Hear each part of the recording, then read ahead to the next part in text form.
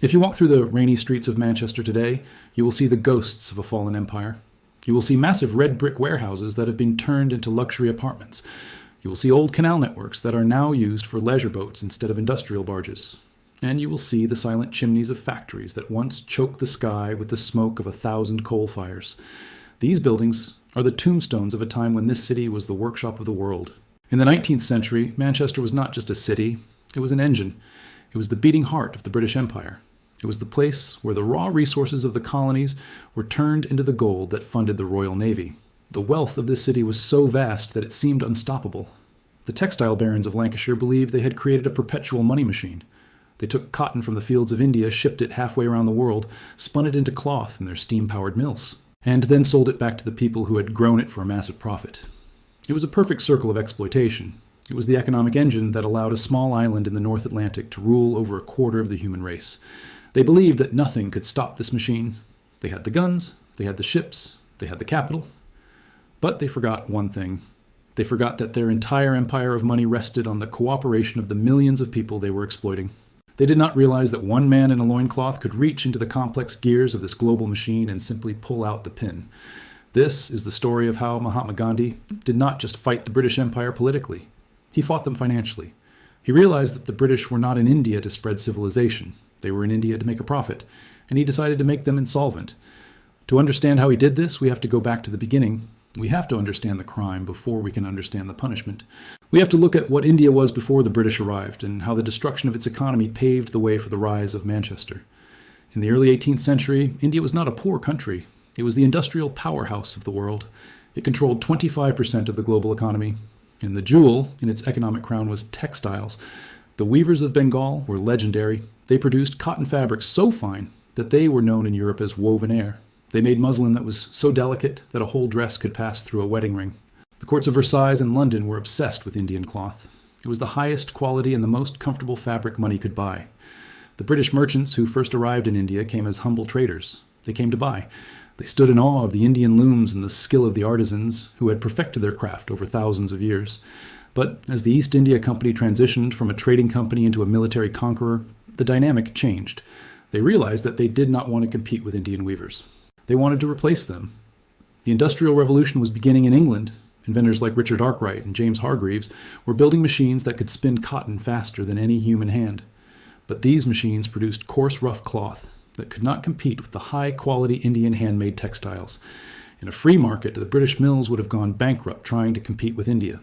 So the British decided to rig the market. They used their political power to destroy their competition. The destruction of the Indian textile industry is one of the most brutal chapters in economic history. It was not a natural decline. It was a murder. The British imposed massive tariffs on Indian cloth entering England, making it impossible for Indian weavers to sell their goods in Europe.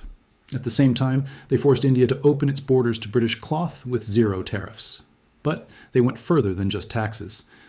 We have accounts from the time that describe a reign of terror against the weavers of Bengal. The agents of the East India Company would force weavers to sign contracts selling their goods at a loss. If a weaver refused, they were beaten or imprisoned. There are dark stories that haunt the history books of this era, stories of British agents cutting off the thumbs of master weavers so they could never teach their skills to their children. Whether these stories are literally true in every case or symbolic of the violence, the result was the same. The knowledge was killed, the looms were smashed. The great weaving centers of Dhaka and Murshidabad, which had been bustling cities of commerce for centuries, were reduced to ghost towns. The British Governor-General William Bentinck famously wrote in 1834 that the bones of the cotton weavers are bleaching the plains of India. It was a grim admission of what had been done. The artisans who had clothed the world were forced to return to the land to become landless peasants. They starved because their livelihood had been stolen to clear the path for the factories of Manchester. By the mid-19th century, the transformation was complete. India had been reduced from a manufacturer into a supplier of raw materials. The farmers of India were forced to grow cotton. They picked the cotton under the hot sun and sold it for pennies to British agents. That cotton was packed onto British ships and sent to Liverpool. It was put onto trains and sent to Manchester. It was spun into cloth by British workers who were paid wages that fueled the British economy. And then that finished cloth was shipped back to India. And here is the cruelest part of the trap. The Indian people were forced to buy this British cloth because their own industry had been destroyed. They had no choice. They were wearing the very cotton they had grown, but they were paying the British for the privilege of wearing it. This was the drain of wealth. It was a massive siphon that sucked the capital out of India and poured it into the banks of London. It funded the Victorian mansions. It funded the railways. It funded the expansion of the empire into Africa and Asia. The British elite believed the system would last forever. They called it free trade, but it was really a monopoly enforced by gunboats. When Mohandas Gandhi returned to India in 1915 after his years in South Africa, he looked at his country with fresh eyes. He saw the poverty. He saw the despair. But unlike many other nationalists of his time, Gandhi did not just see political oppression. He saw the economic equation. He realized that the British Raj was not a government in the traditional sense. It was a commercial enterprise. The British were a nation of shopkeepers, as Napoleon had called them. They were in India because it paid to be in India. Gandhi realized that as long as India was profitable, the British would never leave. You could kill a few soldiers and they would send more. You could riot in the streets and they would arrest you. But if you took away the profit, if you made the ledger bleed red ink, they would leave of their own accord. He understood that the pillar of their power was the textile trade. It was the single largest export of Britain. It employed hundreds of thousands of workers in Lancashire. It was the industry that had built the modern British state. And Gandhi saw that this strength was also their greatest weakness. The entire industry relied on the Indian consumer. If the Indian people simply refused to buy the cloth, the factories in Manchester would stop. The money would stop. The empire would become a burden instead of an asset. This was a radical idea. Most revolutionaries think in terms of seizing power. Gandhi thought in terms of seizing the supply chain. He began to preach a philosophy that confused many people at first. He did not talk about guns or bombs. He talked about spinning wheels. He started the khadi movement. Khadi is a hand-spun, hand-woven cloth. It is rough. It is simple. It is not as comfortable or as smooth as the machine-made industrial cloth from England. But Gandhi told the people of India that khadi was sacred. He told them that every yard of British cloth they bought was a chain that bound them to slavery. He told them that every time they wore a Manchester shirt, they were stealing food from the mouth of a starving Indian weaver. He transformed the act of dressing yourself into a political act of war. Gandhi was a genius of branding. He knew that he had to lead by example. He took off his Western suits, the clothes of a lawyer and a gentleman. He put on a simple loincloth made of khadi. He sat down in public with a charkha, a traditional spinning wheel, and he began to spin. He spun for hours every day. He spun while he talked to diplomats. He spun while he gave speeches. He made the spinning wheel the symbol of the revolution. He told the Indian elite, the lawyers and the doctors and the rich merchants, that they had to burn their foreign clothes. He organized massive bonfires in the cities of Bombay and Calcutta. Imagine the scene, thousands of people gathering in a public square carrying their finest suits, their silk shirts, their expensive dresses made in the mills of Lancashire. They threw them onto a pile, and as the flames rose up, destroying millions of rupees worth of property, the crowd cheered. It was a ritual purification. They were burning their dependence. They were burning the psychological hold that the British had over them. The British laughed at first. Winston Churchill famously called Gandhi a half-naked fakir. The British officials in Delhi drank their gin and tonics and joked about the little man with his spinning wheel. They said you cannot stop the modern world with medieval technology. They said you cannot fight the Industrial Revolution with a piece of wood. They did not understand what Gandhi was doing. He was not trying to compete with Manchester in terms of efficiency. He was trying to destroy Manchester's market share. He was building a wall of moral refusal. He made it shameful to wear foreign cloth. If you walked down the street in a British suit, people would look at you with disgust. You were a collaborator. You were a traitor. The social pressure was immense. And then the numbers started to turn. The orders from India began to dry up. The ships arriving in Bombay and Calcutta were not emptying their cargo holds as fast as they used to. The warehouses in Manchester began to fill up with unsold stock. The mill owners in Lancashire started to get nervous. They had always assumed that the Indian market was bottomless. They had expanded their factories and hired thousands of workers based on the assumption that 300 million Indians would always need British clothes. But now the Indians were making their own. It was rough cloth. It was itchy. But they wore it with pride. The khadi movement was spreading like a wildfire. It wasn't just about clothes anymore. It was about dignity. Gandhi had given the poorest peasant a weapon. You didn't need a gun to fight the British. You just needed to spin. You just needed to say no. The economic impact was slow at first, but it accelerated. By the 1920s, the textile exports from Britain to India were dropping significantly. The Great Depression hit in 1929, which made things worse, but the boycott was the hammer blow. The Indian National Congress formally adopted the boycott of foreign goods as its primary strategy. They picketed the shops that sold British cloth. Women played a huge role in this. They would stand outside the textile shops and plead with customers not to buy. They would lie down in the doorways so that you would have to step over their bodies to buy a British shirt. It was effective.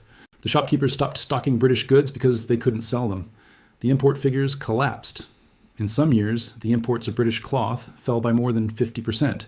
This was a catastrophe for Lancashire. In the industrial towns of northern England, the lights started to go out. The mills that had run 24 hours a day suddenly cut their shifts. Then they went to 3 days a week. Then they closed the gates entirely. The chimneys stopped smoking. The silence fell over the towns of Blackburn and Darwin and Burnley. Tens of thousands of British workers were thrown out of their jobs. These were hard men and women. They had worked in the mills all their lives. Their fathers and grandfathers had worked in the mills. They did not understand the politics of India. They only knew that the orders had stopped. They only knew that there was no money for food. The poverty in Lancashire in the 1930s was terrible. Families were living on scraps. Men were standing on street corners begging for work. The British press blamed Gandhi. They called him the villain who was starving the British worker. They tried to turn the working class of England against the Indian independence movement. But Gandhi was playing a long game. He knew that by inflicting pain on the British working class, he was creating a political crisis in London.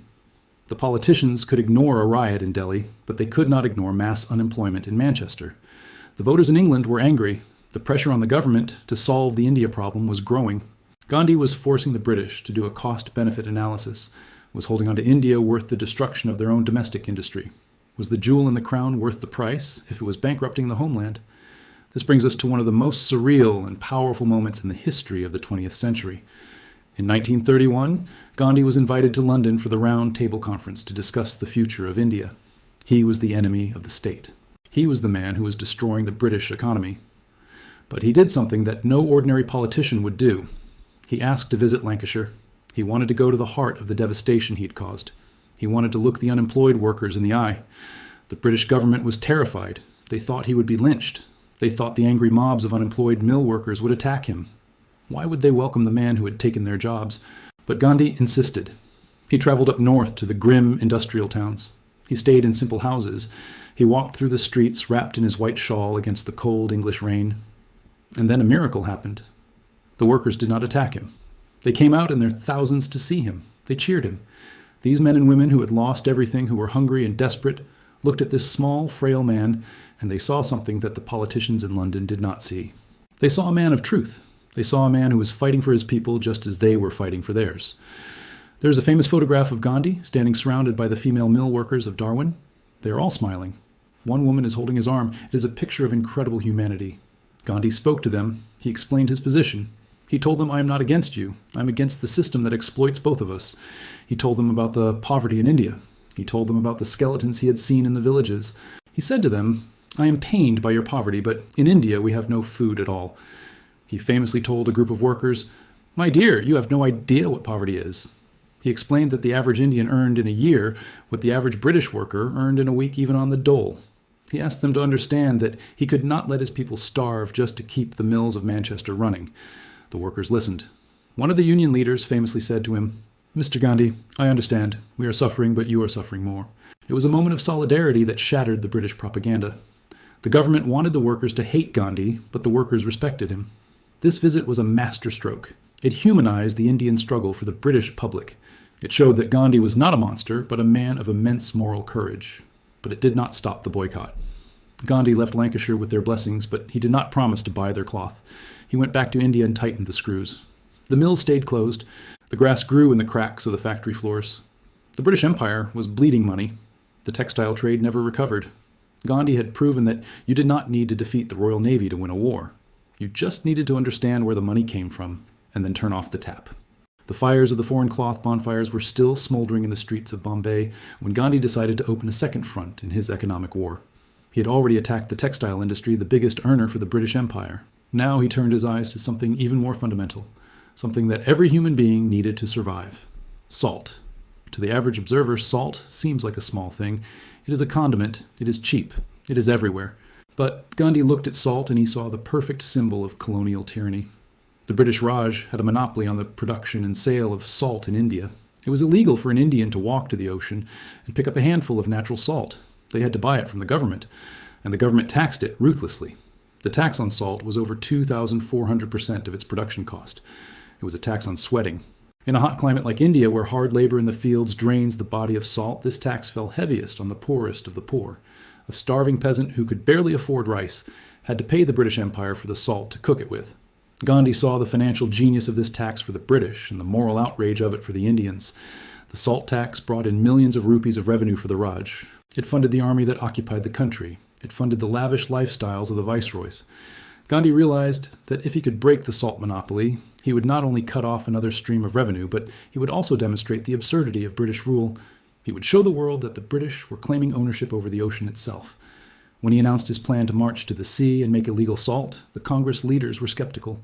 They wanted to demand big things like independence and constitutional reform. They thought salt was a trivial issue. But Gandhi understood mass psychology and he understood economics. He knew that every Indian understood salt. He knew that if he could get millions of people to break this one small law, it would make the British administration impossible. You can arrest 1,000 people. You cannot arrest 100 million. On March 12, 1930, the march began. Gandhi was 61 years old. He walked fast. He led a small group of 78 volunteers from his ashram. They walked for 24 days, covering 240 miles. As they walked, the legend grew. The villagers poured out of their homes to see the holy man who was going to fight the British with a pinch of salt. The crowds swelled to thousands, then tens of thousands. The international press arrived. Journalists from America and Europe walked alongside him, sending dispatches back to their newspapers. The world was watching. The British government was paralyzed. If they arrested him too early, they would make him a martyr. If they let him reach the sea, they would look weak. They did nothing. They hoped he would die of exhaustion. They hoped the movement would fizzle out. They underestimated the stamina of the old man and the anger of the people. On the morning of April 6th, Gandhi reached the coast at Dandi. He walked into the waves. He bent down and picked up a lump of salty mud. With that simple gesture, he broke the law. He held it up for the crowd to see. It was a signal. Across the entire coastline of India, from Karachi to Madras, millions of people rushed to the water. Fishermen, peasants, women, and children began to boil seawater in pots. They began to scrape salt from the rocks. They set up illegal salt pans. They sold the contraband salt in the markets openly. The police tried to stop them. They beat the protesters with steel-tipped batons. They arrested 60,000 people, but the jails were full. The police were exhausted, and the salt kept coming. The British monopoly was broken. The revenue from the salt tax collapsed. But more importantly, the fear of the British was broken. You cannot govern a people who refuse to obey your most basic laws. The Salt March and the cloth boycott were the two arms of a pincer movement that crushed the profitability of the Raj. By the late 1930s, the balance sheet of the empire was a disaster.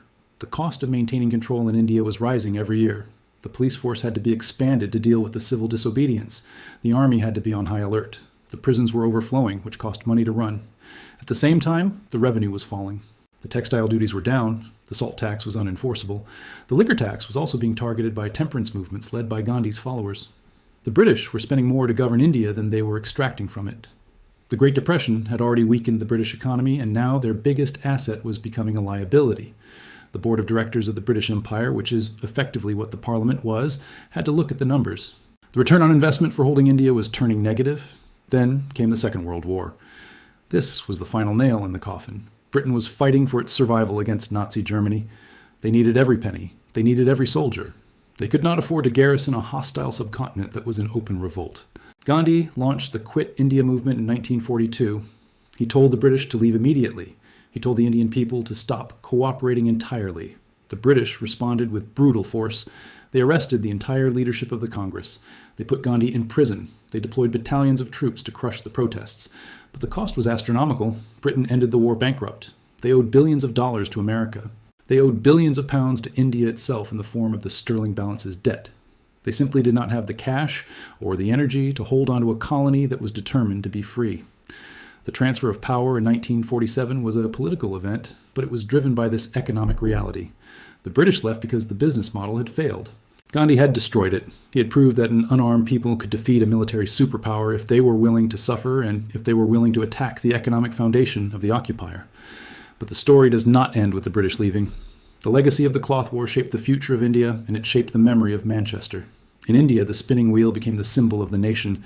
It is right there in the center of the Indian flag today, the chakra. It represents the self-reliance that Gandhi preached. But the economic victory came at a cost. The obsession with hand-spun cloth and the suspicion of industrialization meant that independent India was slow to modernize its own textile industry. For decades after independence, the Indian government protected the small handloom weavers and restricted the big factories. They wanted to preserve the Gandhian ideal. This saved millions of jobs in the villages, but it also meant that India lost the global textile race to countries like China and Bangladesh in the late 20th century. It is a complex legacy. Gandhi won the war against Manchester, but the peace was harder to manage. Back in Manchester, the decline that began with the boycott turned into a terminal collapse. The mills never really came back. After the war, the British textile industry faced new competition from cheap imports and the loss of its captive markets. The factories closed one by one. The machinery was sold for scrap or shipped overseas to the developing world. The great chimneys were demolished. The communities that had been built around the mills fell into decay. There was bitterness for a long time. The older generation remembered the days when Lancashire clothed the world, and they blamed the loss of the empire for their poverty. But over time, as the history was reevaluated, a new understanding emerged. The people of Manchester began to see that their prosperity had been built on a fragile and unfair foundation. They began to realize that the suffering of the mill worker and the suffering of the Indian weaver were connected. They were both cogs in a machine that cared only for profit. Today, there's a statue of Gandhi in Manchester. It was unveiled in 2019 outside the Manchester Cathedral. It is a bronze statue of the little man in the loincloth smiling. It stands just a few miles from the sites of the factories he helped to close. When the statue was proposed, there was some controversy. Some people asked why we should honor the man who bankrupted our city, but the majority of the people accepted it. They accepted it because history has moved on. The statue represents a reconciliation. It acknowledges that the old world of imperial exploitation had to end. It acknowledges that the dignity of a people is worth more than the balance sheet of a corporation. The story of the cloth war is a lesson for the modern world. We live in an age of global supply chains. We wear clothes made in countries we have never visited by people we will never meet.